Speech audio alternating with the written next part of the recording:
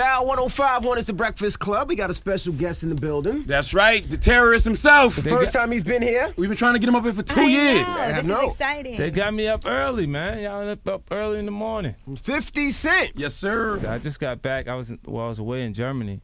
I went to the IFA show. It's like our CES, Consumer Electronics Show. Oh, for the headphones? Yeah, SMS audio. Yeah. How the headphones line doing? It's doing good, man. And I'm actually growing faster than I anticipated internationally because of the territory. I did a lot of touring, though. A lot of touring. And it's cool because if you have a long enough career, you'll have peaks and valleys at points. It's like, it comes from the artist community itself. You know, because the talent is there, is not losing the ability to create music up to standard, but our culture is out with the old and with the new. So they kind of want to give you resistance at points, and you got to kind of work your way through it if you're really good. That way, it earns a new respect for me for artists that have sustained generating interest for longer periods of time. You know Very difficult. You know, that's interesting you say that because we always had a conversation ahead. It's like the Big Ten mixtape was dope to me. Yeah, I remember picking up the phone and calling you and saying, "Yo." Yeah, and it was just I got him recently. He was like, "I don't know what the big deal's about." For a while, he wasn't. You know, he was like, "Yeah, what is all the commotion, man? I didn't hear anything impressive yet." Like and it takes time. Like each piece resonates different. With people. Like I don't have a favorite artist, but I have favorite artist moments. Right. Like I get the CD and it's a song on there that I keep going back to. Right. And going back to recently, like I saw an interview you did too with Chief Keef. Two things that give me a connection to him. The fact that he's 16.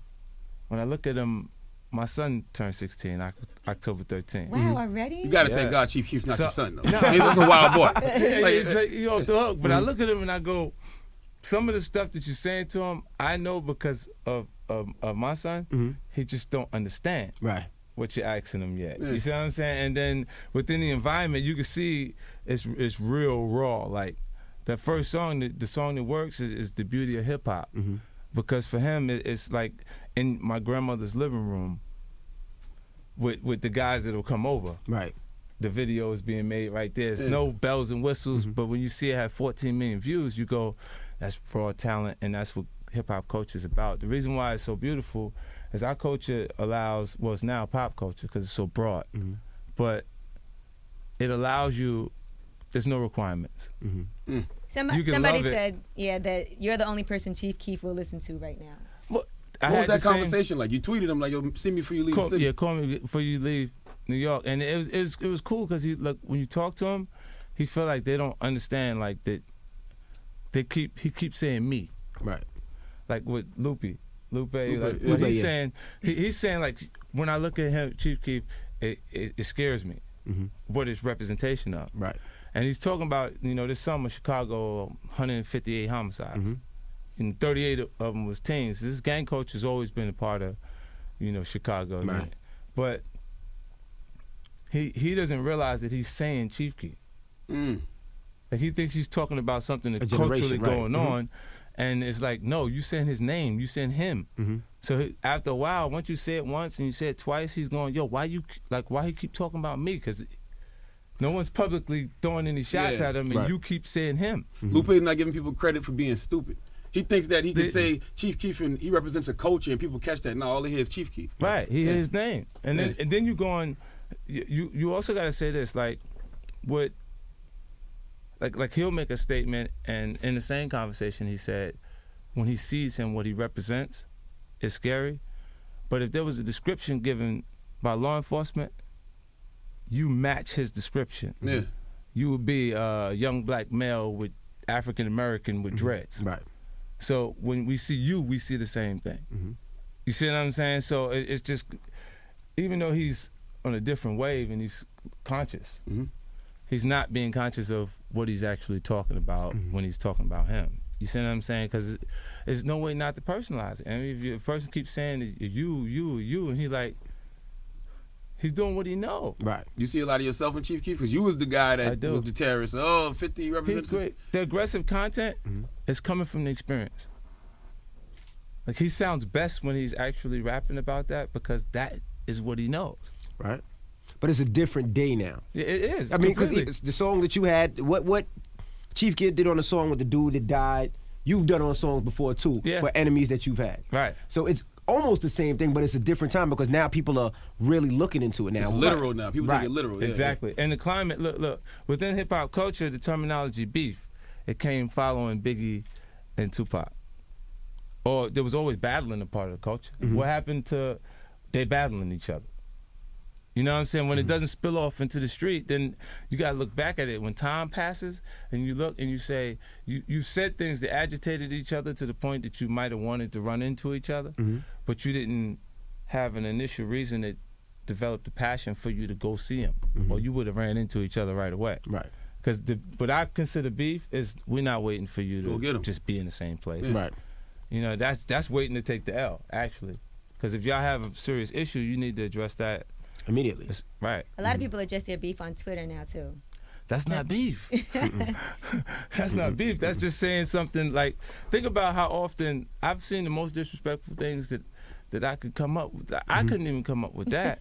You know what I'm saying? On Twitter. Right. Like you'll see and you'd be like, man, these are creative people. Like what made you decide to say that? You know what I'm saying? No, right. It's fascinating. If you don't have that thing that develops over time to that confidence that allows you to actually be, I say this too, I say that I think attractive women are born stars and men can become stars, right? Because they have to be selective or they would be considered hoes, right? A single male can have what he can.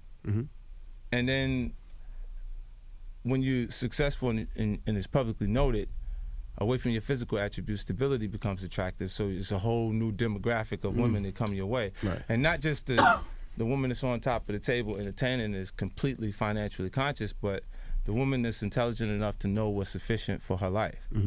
Because you become eligible as far as the package is concerned. Right. And it's new, new women, new energy, new class of things that come your way. So I look overall and I say, that confidence that comes with you being successful repeatedly is priceless. Like, psychologically, when you see the car magazine in the actual newsstand and there's a woman standing next to the car, to men it says, I get that car, I couldn't get that woman. Yeah, yeah, absolutely. That's like when you first came out and you was on 106 in Park and you took your shirt off. I never forget it. I was with a girl and she was like, damn, I didn't know he was that diesel. So I started hitting the weights crazy. That's what you like? Yeah, I need muscles now, you know? And that was a what's the name influence, because I was hurt. I had to get myself back together, period. So, and like I was coming back down to the city. Like, people misinterpret everything. Middle America was so fascinated with me being shot and from the environment that when you say 50 Cent, they thought bulletproof vests and you being shot, and that was like almost being representation of gun culture. But it goes on in all of the inner cities. You know what I'm saying? It's important. Like, I look at it like now, like, to continue success is representation of hope because I'm from the bottom. So it makes an example of how you can't make it. Or when people look and they say, oh, well, you smart. Paying attention to detail and understanding I don't know everything is what allowed me to absorb the information in that short period of time. It's been 10 years now, you know? Now, what about music, as far as music is concerned? We haven't heard, haven't had an album in a while. Right, and it's really a reflection of my business away from that, because this is my 5th and final album requirement for Interscope. So we was in the audit process. Right. And then I had writer's block until they wrote the check. Okay. Why do you think a lot of your new music isn't having the impact it once had? You know, it's all positioning. See, when you look at Wayne's career, right? Album 6, Carter, pow! It's when things slow down. It's when the systems aren't creating the stars as fast as they used to, and radio's taking longer with the actual records. He's been there long enough to get a shot, and he did it. You know what I'm saying? You can't take anything away from an artist that shows up when his moment is there. You know what I'm saying? Like, if you look at Jay, get married, moves into a different light, because, I mean, then you start to reflect each other. So he's also a part of that thing that Beyonce, those platforms, those A-list platforms, we started to see him often right after. Right. And, you know, like, if your wife's invited to the White House, you going. Yeah, I remember when you once said that Jay-Z wasn't as big internationally as Beyonce was. I don't know. They work. Beyonce was everywhere. Like when I was traveling, I did more international traveling than Jay. He'll tell you. You're probably one of the first artists to open it up internationally. I think a lot of artists were scared of going international. Yeah, I was going anywhere. Where? This is a bank job. How long we got to keep the plane running? You know what I'm saying? I'm like, let's go. So what are you going to do once you turn in this 5th album and it comes out? Are you planning to sign another major deal? Are you going to go independent? Are you shady? I still haven't sorted out my options, because I got to look. And away from that, it's more pressure on me. It's a little more difficult because I lost Chris. With Chris Lighty, we've worked together for all of my successful years of Did music. you see that coming? Like, was there any signs of anything might be wrong? Depression. Not a thing. And to be honest with you, I flip-flop back and forth between believing it's even possible. A lot of people are saying it could be murder. Right. They're saying it But to could do be. that, then you have to have someone to point to. Right. You know what I'm saying? And you don't want to even indicate in any way that you would think that could come from the people that you would look at. Now my pops said the craziest thing to me the other day. He was like, his pops was a cop. My pops retired. And he was like, the crazy thing about that, he said, I thought about it. And he was like, if I had a problem with my wife and I wanted to spite my wife, why would I kill myself? Right. I'm gonna kill her first and then kill myself. But sometimes if need be. You know what I mean? That's what he said. You might think about the kids though. You might think somebody got to be here for the kids. Right. And even in thinking that like with that as an idea, because some people, they fall in love with the fight. Like we talking about dysfunctional relationships. Right. And you can't really, as much as you'd like to put that on something else, and how do you do that when you have the kids in mind? Well, why wouldn't Chris just pick up the phone and say, "Yo, I'm financially messed up for Diddy"? That part's not true. That's what conflicts with me. See that $5 million number? That's not real. And they said he had pretty much paid everything off. That was gone. Right. So if you don't sold feel the house, pressure, paid it. then I gave him $1 million myself, and he paid it back. So he didn't pay it back exactly in the time that we anticipated. So it was $1.2 million that he gave back because of the interest on the joint, and then got rid of the 5. So where's your pressure? And I'm on a launch. If I'm getting ready to run, then you know that there's no. He never missed a vacation. He never had any adjustments within lifestyle. Right. So y'all must be really confused from the inside because y'all like, we know he wasn't messed up with paper, so what caused him to do that? That was the only logical reason, and the reason that you would probably offer to convince someone that it's a suicide. Right. You know what I'm saying? But that never, could even be a legitimate reasoning. What's going on with G Unit now? We've heard so many rumors that you haven't spoke to Banks in months, and that you and Yayo were going back and forth on Twitter. And I never went back and forth with him. Like with Banks, I saw him actually at Chris Lighty's funeral. Following that, and I hadn't spoken to him for about 10 months before that. But I think it's them growing up. I tell you, he was the baby. He was the youngest one. But that's weird. I mean, y'all used to live in the same house. Yeah. And what it is for a long period of time, nobody had nothing. So it's easy to get along with that. When you start to grow into your own circles, because what happens is we were anticipating success, not as much success as we actually had. And it would have been sufficient if we had half the success. You see what I'm saying? But it actually came, so we, made the adjustments based on that. But think about, as each one of those artists, because, there's people who still can't tell you who all the Saint Lunatics are. Right. Or who, that's because a lot of them didn't have no success, though. Right. You know what I mean? And it's because those artists also went twice. Right. Like, their lead artist also released 2 albums before they started to introduce you to the crew. My first album, the Get Rich or Die Trying, came out, and I was like, no, we got to do G Unit. And you thinking let's go wanted G Unit, or they wanted another 50 Cent record when you already scanned 10 million CDs at that point, But I was adamant about it and was able to introduce them. But what happens is when those artists shoot off and they develop their own circles. Right. Because they got their own road manager, their own guy that's just with them, and the security people and the crew that's around them. So to them, they develop that thing where they're the big homie there. And then when I come around and mix them uncomfortable at points because they go, oh no, that's the big homie. Right. And the guy that would respond to you like you was that guy shifts to me, and you be like, what's the matter with you? Like, you know what I'm saying? Like, Right. You would think they would learn from you, because I remember I heard you say once, you know, M's a general, but he knows how to be a soldier with Dre. You're a general, but you know how to be a soldier with M and Dre. And that's just being conscious of yourself. Because, I mean, you know the laws of power, and you never outshine the master. Mm-hmm. You see what I'm saying? Like, I even had that conversation and said it to Drake. Mm-hmm. I said, don't ever go over or be past Wayne in conversation, because it'll hurt you. Because then if you got somebody that's actually over you in your chain of command, you always like that. Wait a minute, you're the same guy who said F Jimmy Iovine at one point. Let me explain this to you. Because Jimmy's regimen of supporting things when they're actually profitable said that was okay to me.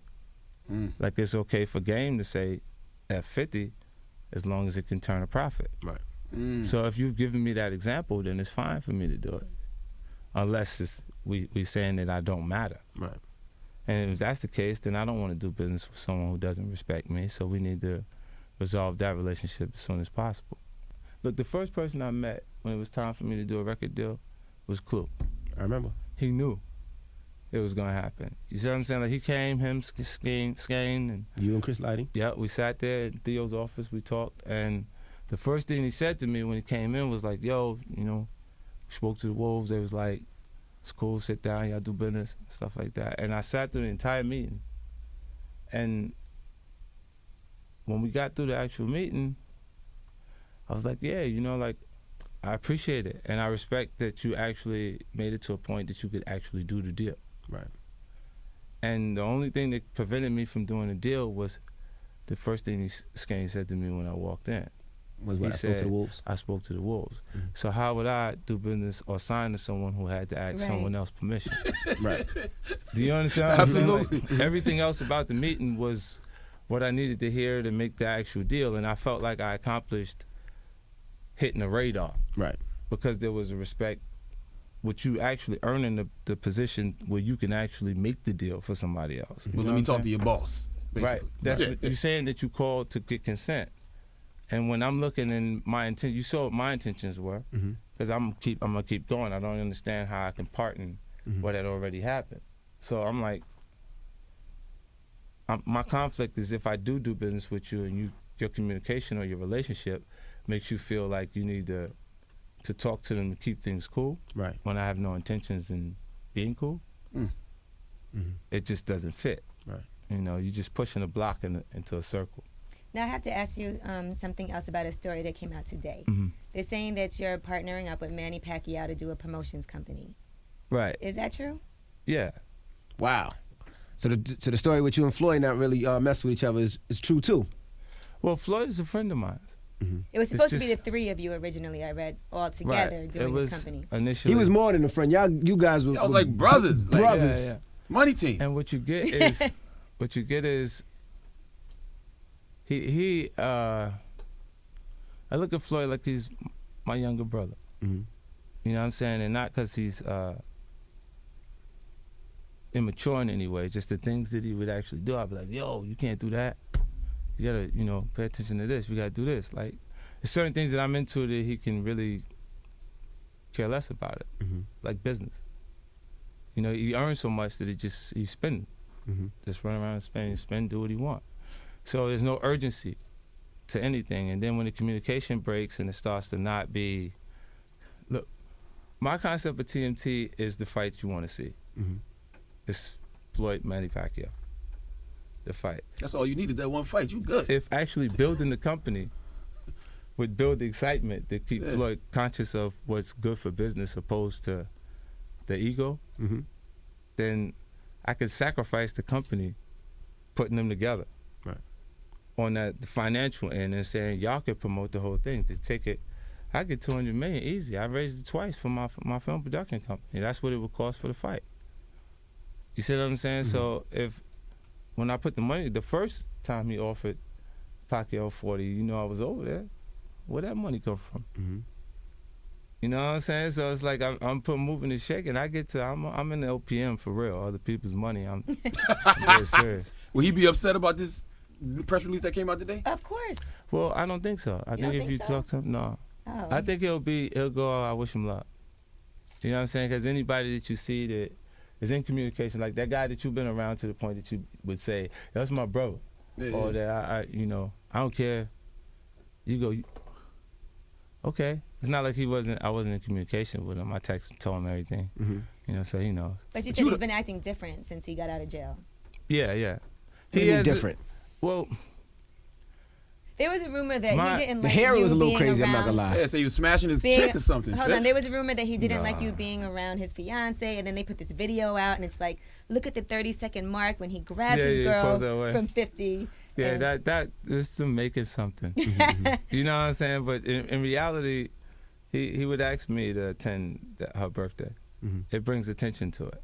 I tell somebody what's with him, yo. I think Fifth hitting off shorty. I don't think he did that. He would ever thought that. I think his issues are the actual experience, that time period. Like the last thing he wants, anybody who knows Floyd knows he doesn't want to be alone.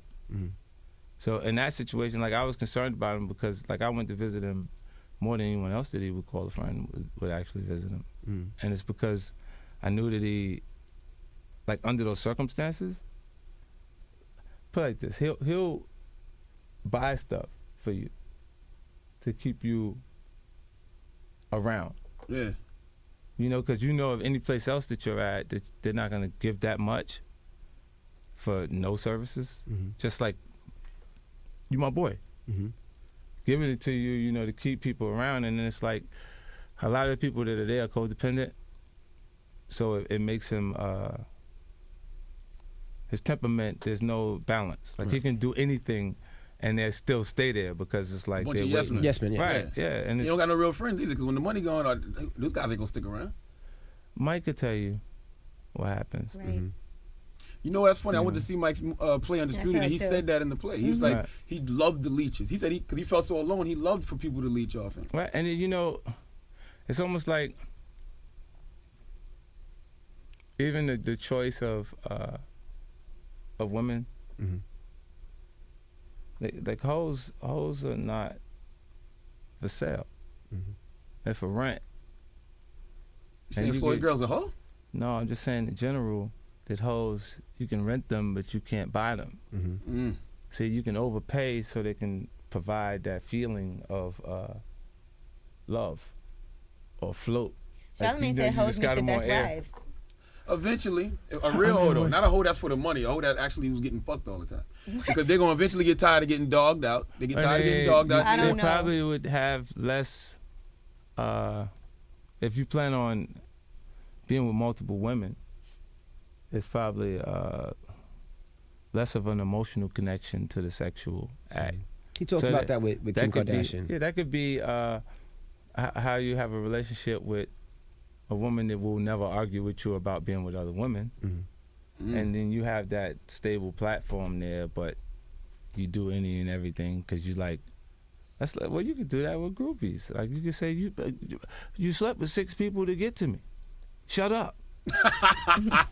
You see what I'm saying? Like, shut up. You know, you can spaz like that if that's what you're into, but I don't know how much or how long that is something that you'd be interested in. Like, even if you tried it, like, momentarily, like, I think you'd get past that and be looking for something else. So what is Kanye doing with his hoe? Because you got a chick like Kim K, who I feel like she's been ran through.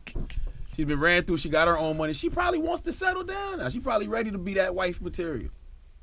Well, you know, I think publicity surrounding things too puts you in a different light, regardless to what you're doing. You know, like artists or talent that's visible, like if you have a hit on top of, you could foul out, you could do something that was kind of crazy, and then you got a hit right afterwards, and it's like, we'll give you a pass. You see what I'm saying? So the visibility when you stay at different points. I don't know, and I don't want to call her a hoe because I don't want, if he's passionate about that, if he actually is But you think Kanye gonna run up on you and... No. He doesn't want to be disrespectful. Yeah, I don't want to be disrespectful. I'm just saying that all I know her to do is her interaction with Ray J. and what's the boy, football player? Reggie Bush. Reggie, Chris and Humphries. then Chris Humphries. Yeah, she's And married. that's no different between any other woman that you look at in Hollywood. Just the tape didn't surface. Mm. You see what I'm saying? Like when you deal with someone who's notable, you're dealing with someone, and when you're dealing with a dancer, you have to tell us. Right.